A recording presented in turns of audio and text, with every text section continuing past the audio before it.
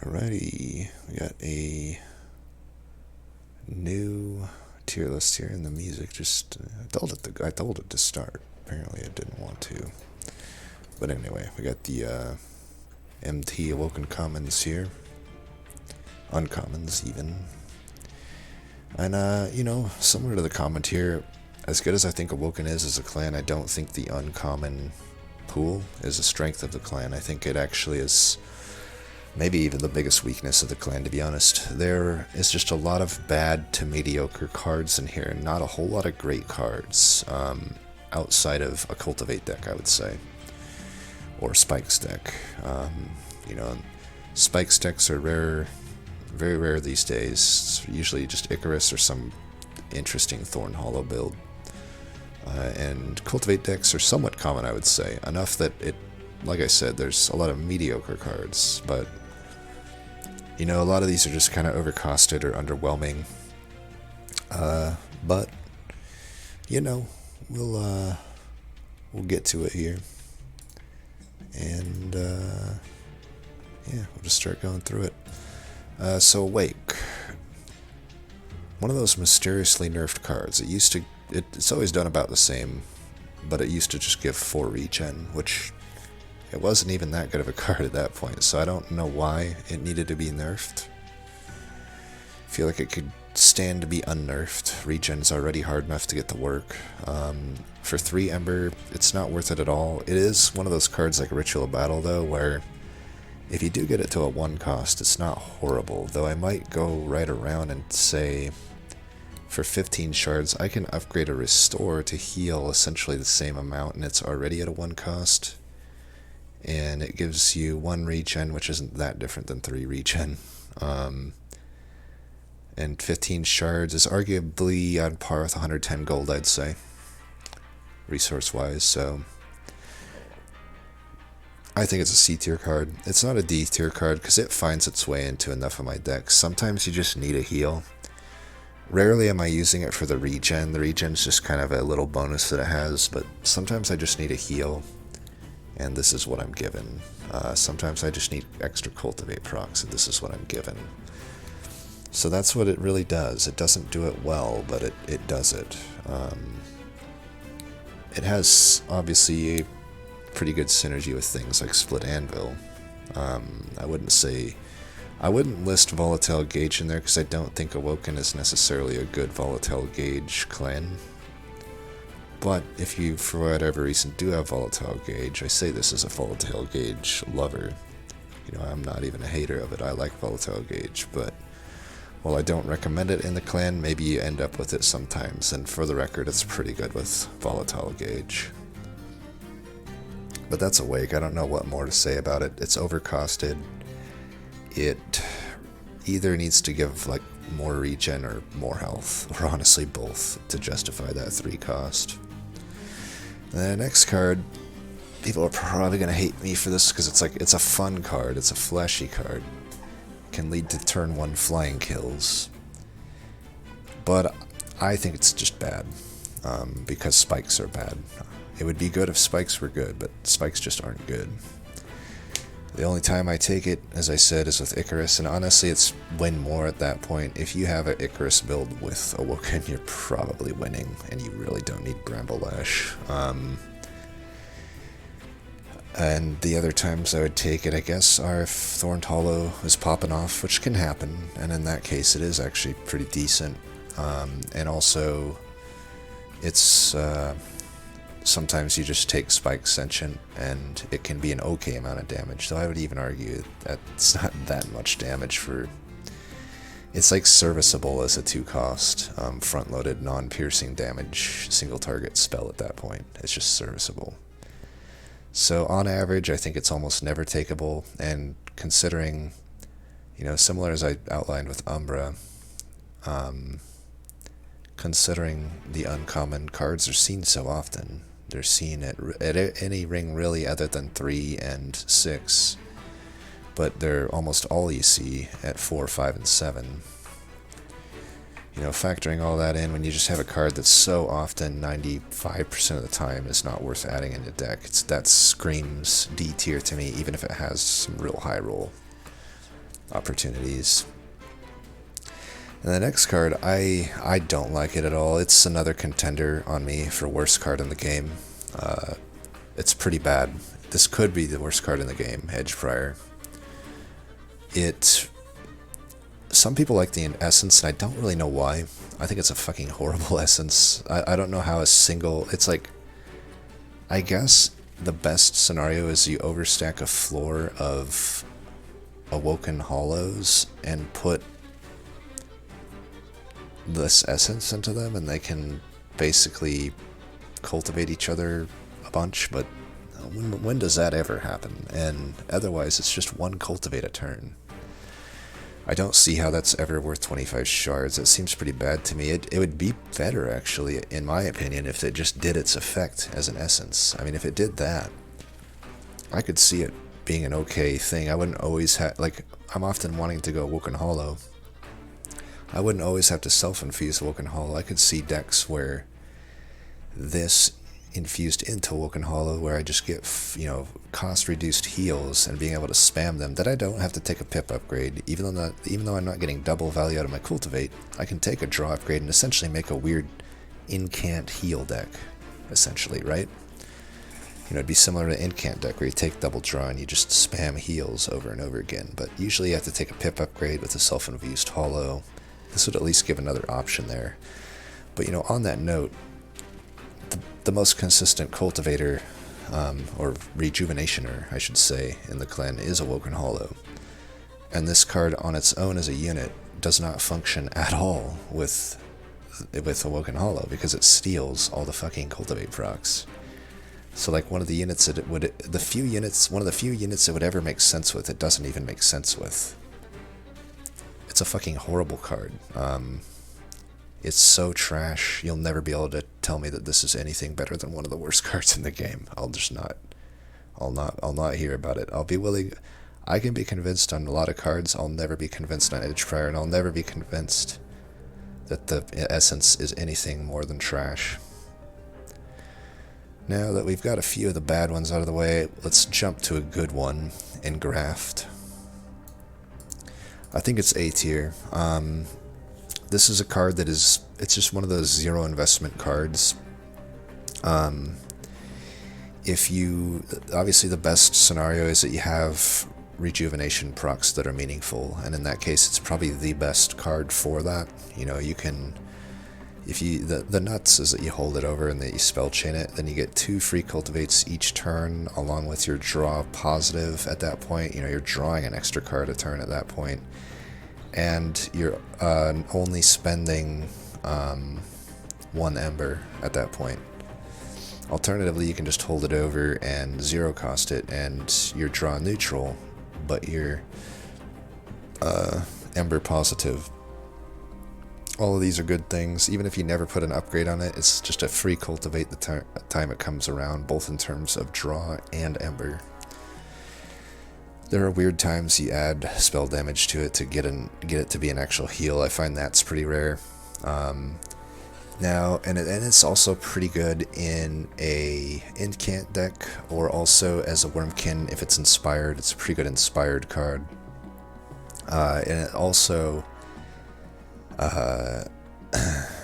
in Umbra, if you missed on perils, it can be a bad way out of Ember Drain, but it's okay. If you zero cost it and hold it over, you're getting at least an Ember each turn. You could have a few of them, and then you're getting enough Ember a turn usually. And that's Engraft. I mean, it's not S tier because not every deck really necessarily needs it, even though it's one of those cards where, similar to like Sting and Ensnare, it's like adding it to your deck makes the number on your deck size go up, but it doesn't really realistically represent that much of a hit to your deck because it cycles itself, right? The only time it wouldn't cycle itself, I guess, is if your Ember drained down to 0 and it still costed 1. So it'd be a Pyro Wings type situation.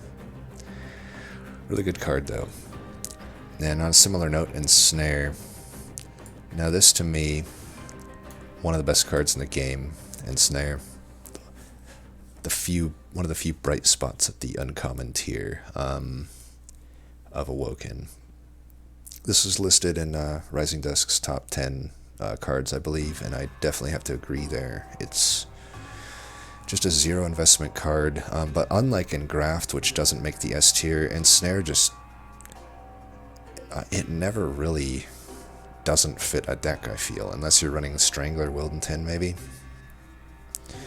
I don't know, even then I might take it if I took points of Thornlord. It's just a free incant, and if for some reason he dies, you have that backup.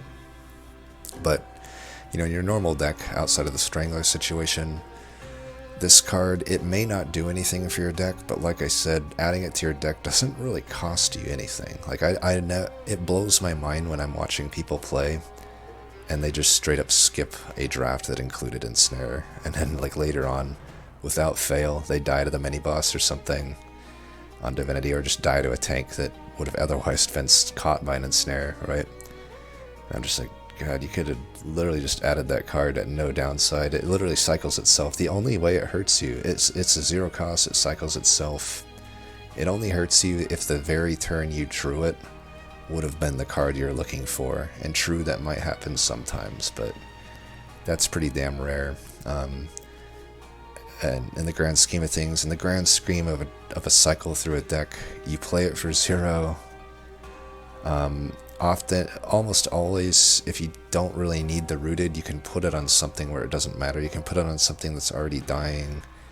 You can put it on a flying boss, and you can put it on just some tank to displace them. But the best use of it, I think, is just stalling some of these ridiculously high health sharded tanks that are often tough to kill, especially if you're a deck that lacked for hyper scaling.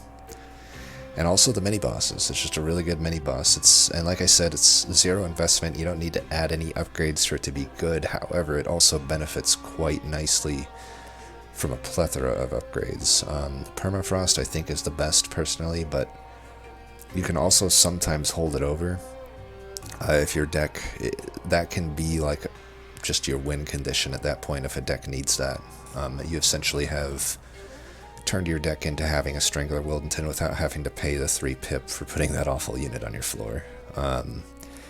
And that will solve most of the run as long as you have the defense, of which Awoken definitely doesn't lack in defense. It's offense that they often lack in, at least in terms of scaling their units. It's also a okay spell chain target too. It's really good in incant decks. If it's infused, really good. It's basically everything that Engraft is good for, it's good for, other than a cultivate deck. Or a rejuve deck. Whenever I say cultivate, I basically mean cultivate. Or I basically mean rejuvenation, because I'm talking almost always about fucking Awoken Hollow. But yeah, that's Ensnare. One of the best cards in the game. You're fucking up if you don't take this card, I feel. It's one of my most picked cards. Super high win rate with it.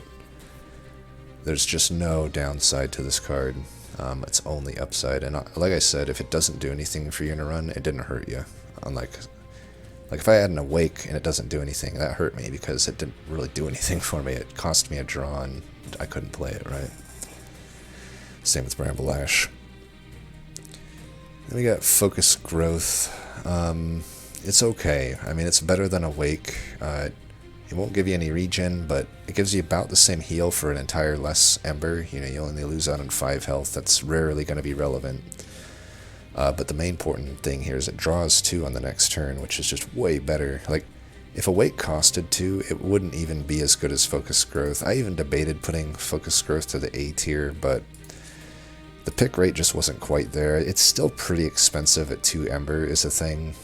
I would say even though it's only a 1 tier higher than Awake, there's a significant gap there. Like, I would say Focus Growth is like B+, Awake's maybe C- or so. But yeah, you compare the 2 cards and it's just like pretty apparent to see how much better Focus Growth is. It's draw positive. It isn't that low investment of a card though, because like I said, it's 2 Ember. You really are going to need to probably put an Ember upgrade into it, or at the very least make the rest of your deck cheap enough that you can play it, because it is a card where a lot of times you'll add it to a deck and you just can't find the justification to play it. It's like, well, I don't it's not enough heal to really change much here, and yeah, I'll draw 2 next turn, but I need stuff right now, right? I need help right now. Or something like an ensnare can give you help right now. It's like, oh shit, my Pyre's about to die. Freeze them. Boom, right? No ember spent, huge impact, but focus growth. It's just going to be a good, like, decent sized heal that draws you cards, and it costs a lot, but it probably costs what it's worth. So, not an S tier card by any means, but I do think it's a decent card. And then here's a card where I'm like, I don't know why they nerfed it. Invigorating Solution. I used to really like this card. Definitely was in my S tier when it costed 0. Some of these cards, when they go from 0 to 1, it really hurts them.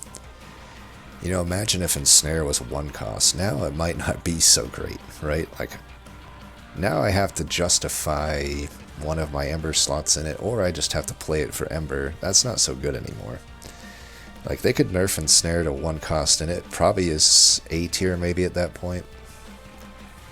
But Invigorating Solution, I don't know, it used to be pretty good. It was always been the little, like, shittier cousin to Preserve Thorns, but there was a brief period where they had nerfed Preserve Thorns from 0 to a 1 cost, but they didn't nerf Invigorating Solution. And that gave you a reason to actually want Invigorating Solution over Preserve Thorns, right? But when they nerfed it to 1, now it's just back to the state it's in. It's like, you'll never take it over Preserve Thorns, unless if you do, I think you're fucking up. If they were right beside each other, you should almost always take Preserve Thorns. You know, you get extra damage, you get the same amount of draw, it costs the same, and trust me, redrawing into those stings is not a downside. It really isn't. And there's also there's artifacts, there's incant synergies, there's so many things that Preserve Thorns does better. Maybe there's some weird situations where you wouldn't want to Preserve Thorns compared to Invigorating Solution, but I find generally it's just a newbie trap to take Invigorating over Preserve Thorns. All that being said, it's a really good draw card. I mean, it does still only cost 1. It consumes itself, so the investment is low. It only really would want, like, an Ember upgrade. I wouldn't find that you would want to, like, consume remove it or anything. So, you know, it fills your hand up the next turn, which is good. It could be a good intrinsic target sometimes, just to fill up your hand turn 2. But, you know, it's B tier. It took a hit when it went to 1 Ember. It's really not that great. I was overtaking it for a while, until I started to really look, and I was like, it's not really performing that well. And then as we, you know, kind of dovetails right into the next one, but Preserve Thorns, I would say it definitely used to be S tier when it was 0.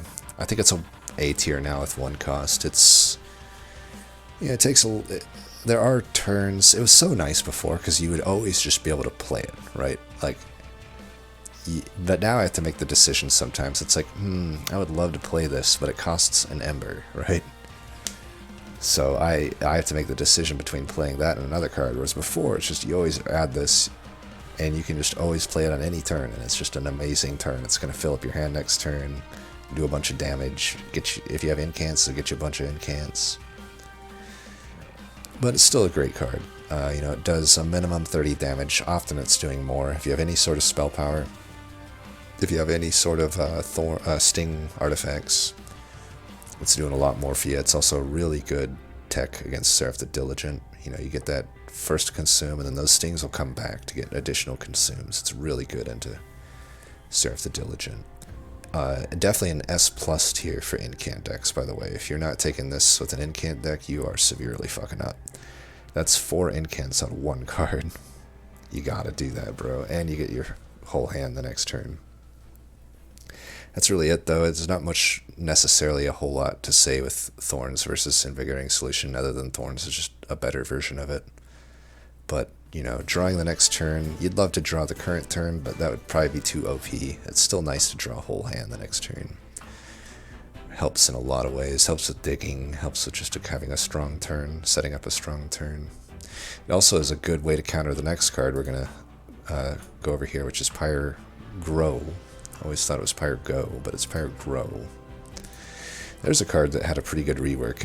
If you remember way back when, it was one of the worst cards in the game. Back when they were still reworking cards, as much as I shit on a lot of the balance changes, there was a lot of good ones too. And Pirate Grow is a big one. It used to, like, I don't even remember, man. It used to, like, cost 2 and, like, draw 1 card and 0 cost it. It was so fucking bad. It was something like that. But now it's pretty good.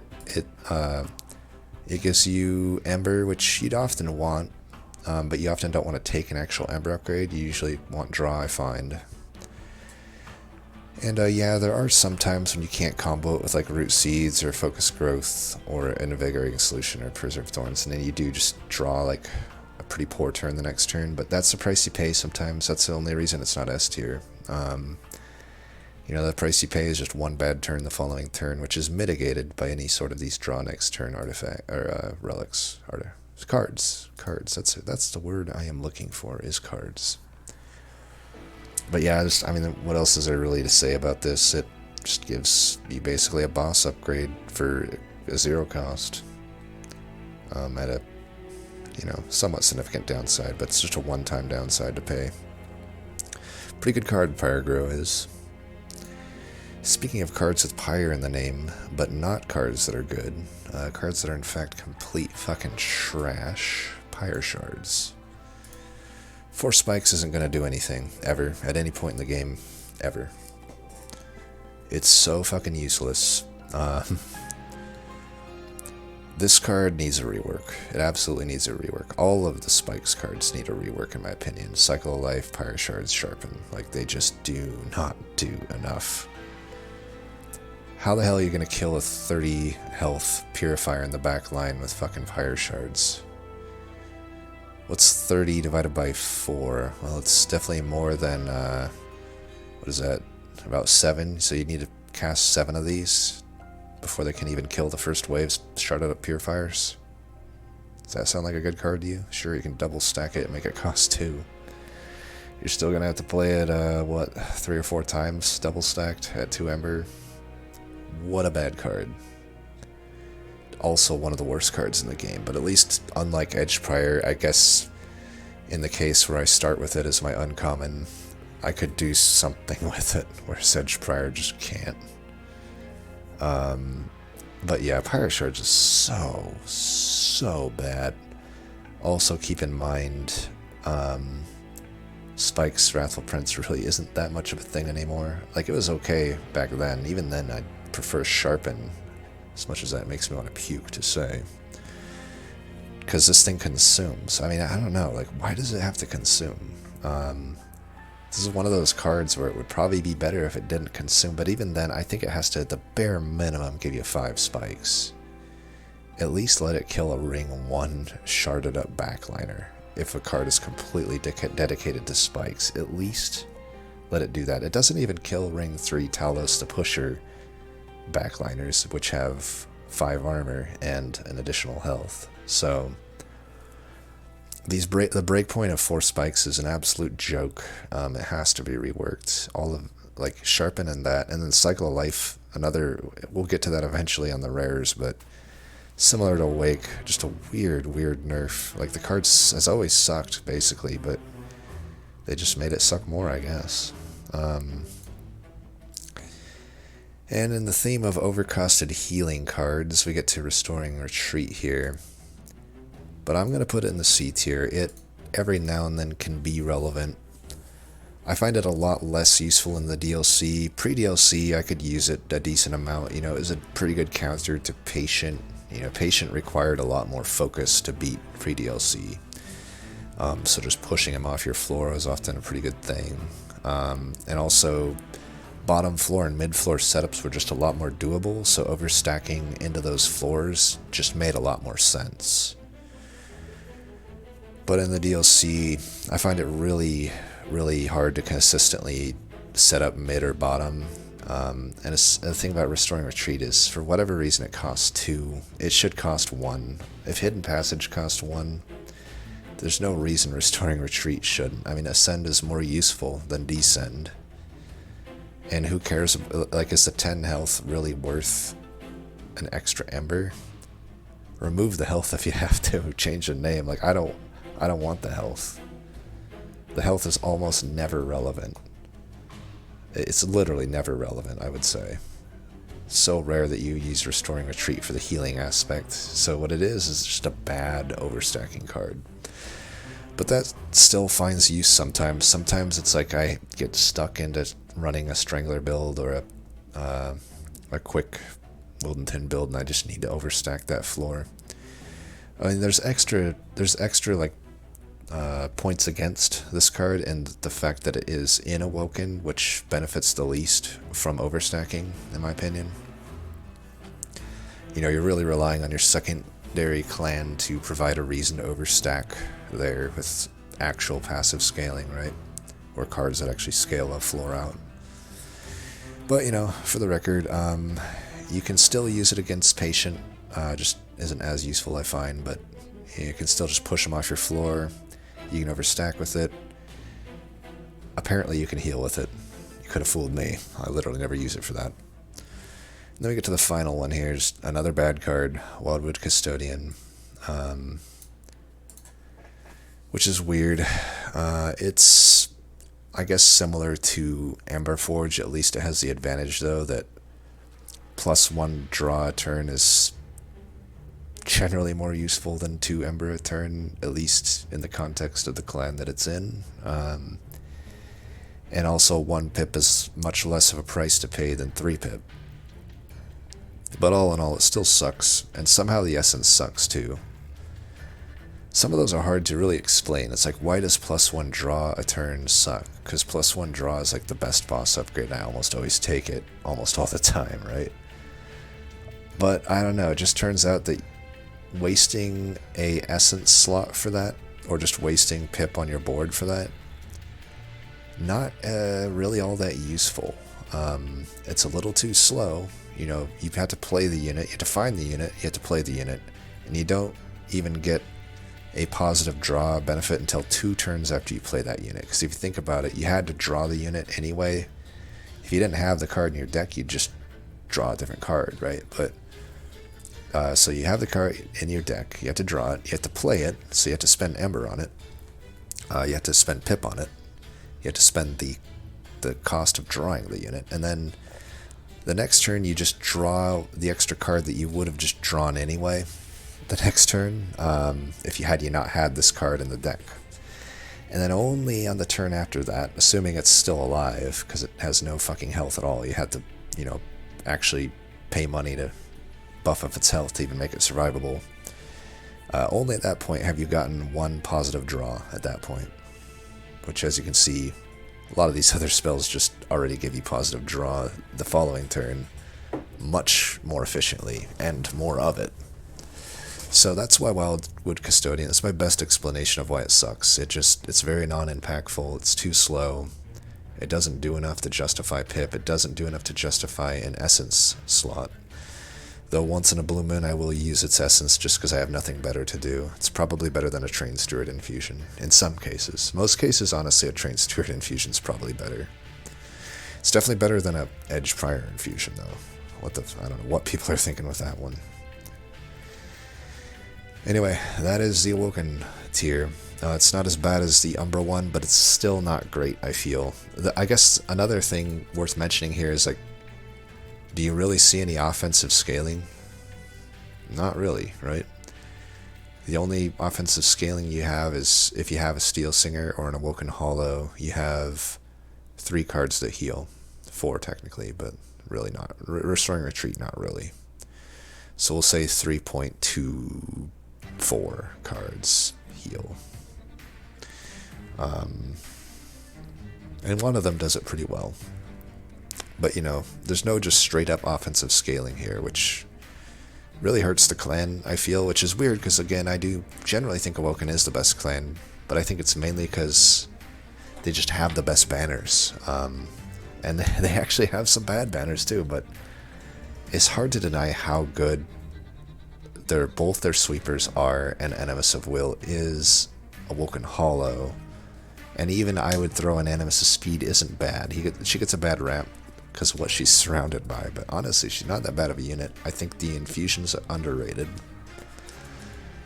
But yeah, outside of Steel Singer, the rares suck. I like Thorn Hollow, but I'll admit he kind of sucks. But he's more workable, I think, than people give him credit for. And then the rares, I think, aren't horrible. I still don't think the rares are great. It's weird how Awoken ends up being such a good clan. I guess they have really good starters, too. Their heroes suck, too, I feel. I think Wildenton's by far the worst exiled champ. I think Sentient's okay, but not great. So I don't know. It's weird. Maybe they're not the best clan in the game. But overall, they have my highest win rate when I go back to the start of the DLC. I think they're my second or third highest from July, but yeah, definitely my best secondary. Since July, I have not lost a Root Seeds game secondary. Certainly lost them with Wildenton, though. I babbled on long enough. As always, thanks for watching. Let me know what you think, and until next time, peace.